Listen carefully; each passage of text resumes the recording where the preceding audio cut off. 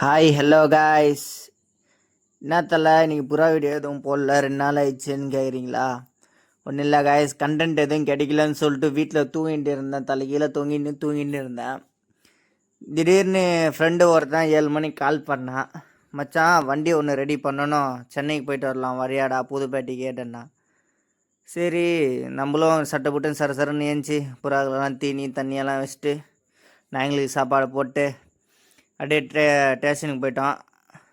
ஸ்டேஷனுக்கு போயிட்டு அங்கேருந்து அப்படியே ஏறி ட்ரெயின் ஏறிட்டோம். ட்ரெயின் ஏறிட்டு சென்ட்ரல்லையும் இறங்கிட்டோம். இப்போ இங்கே நிற்கிறேன் பாருங்கள், இதுதான் சென்ட்ரலு. தெரிஞ்சிருக்கும் இதுதான் சென்ட்ரல், நான் சொல்ல தேவையில்ல. சரி, அங்கேருந்து வெளியே வந்த பிறகு பார்த்தா ஒரே டிராஃபிக். என்னடா ஒரே டிராஃபிக்காக இருக்குதுன்னு சொல்லிட்டு யோசித்து பார்த்தா அதுக்கப்புறமா தான் சொன்னாங்க, இந்தியன் ஏர்ஃபோர்ஸ் வந்து இங்கே ஒரு ஷோ பண்ணுறாங்களாம், அதனால தான் இவ்வளோ கூட்டம் மெரினா பீச்சில் அப்படின்னு சொல்லிட்டு சொன்னோம். அடடே இவ்வளோ பெரிய கூட்டமாக அதுக்கு அப்படின்னு சொல்லிட்டு பார்த்துருந்தா ஃபுல்லாக டிராஃபிக்கு. போலீஸ்காரங்களே வந்து கொஞ்ச நேரத்தில் அப்படியே டென்ஷன் ஆகிட்டாங்க. பாவம், சும்மா சொல்லக்கூடாது, போலீஸ்காரங்க ரொம்ப கஷ்டப்பட்டுட்டு இருந்தாங்க. சரி, நம்ம எந்த பக்கம்டா போகிறது அப்படின்னு சொல்லிட்டு வழி தெரியாமல் அந்த பக்கம் இந்த பக்கம் கொஞ்ச நேரம் நின்று சுற்றி பார்த்துட்டு அதுக்கப்புறமா வாடா சப்வேல இறங்கிட்டு போடலாம் அப்படின்னு சொல்லிட்டு போனோம். எக்மோர் ஸ்டேஷனுக்கு ட்ரெயின் ஏறிட்டு இறங்கிட்டு நானும் என் ஃப்ரெண்டும் போய் சாப்பிட்டோம். இவன் தான் என் ஃப்ரெண்டு.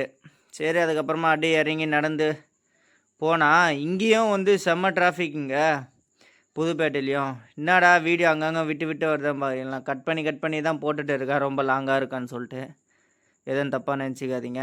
அப்புறமா அங்கே போனோம், எந்த வேலையும் ஆகலை, எல்லாம் கடையும் மூடி வச்சுருந்தது. சரி மச்சான் வாடா போகலான்னு சொல்லிட்டு மச்சான் வேறு எக்ஸ்கலேட்டரில் போயிட்டு அப்படியே உக்காந்துட்டான்.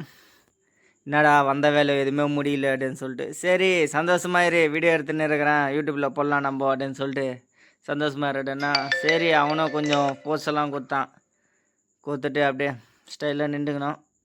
எக்ஸலேட்டரில் இறங்கி மெட்ரோவில் ஏறி மறுபடியும் சென்னை சென்ட்ரலுக்கு போயிடலாம், வா மச்சான் வீட்டுக்கு போகலாம், இதுக்கு மேலே என்ன பண்ணுறது அப்படின்னு சொல்லிட்டு.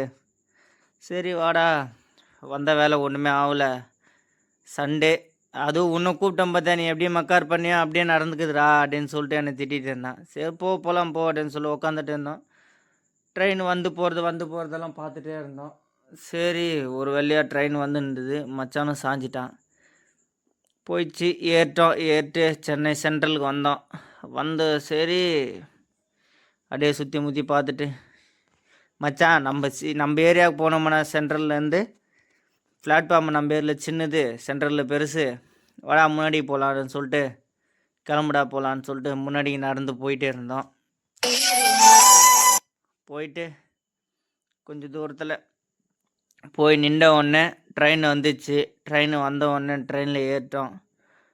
ட்ரெயினில் ஏறி செம்ம கூட்டம் வேறு. ஐயோ, இந்த இந்தியன் ஏர்ஃபோர்ஸுக்கு பார்க்குறதுக்கு வந்தாங்கன்னு சொல்லிட்டு ஷோ காட்டுறாங்கன்னு சொல்லிட்டு எல்லோரும் செம்ம கூட்டங்க. காத்தாலையும் வந்து ரஷ்ஷாக தான் இருந்தது, ஈவினிங் போக சொல்லும்போதும் ரஷ்ஷாக தான் இருந்தது. அரக்கோணம் திருத்தணி கிட்ட தான் கொஞ்சம் அப்படி ஃப்ரீயாச்சு, அது வரையுமே ஃபுல்லாக ரஷ்ஷாக தான் இருந்தது. இதான் நம்ம போக வேண்டிய ட்ரெயின் வந்துச்சு.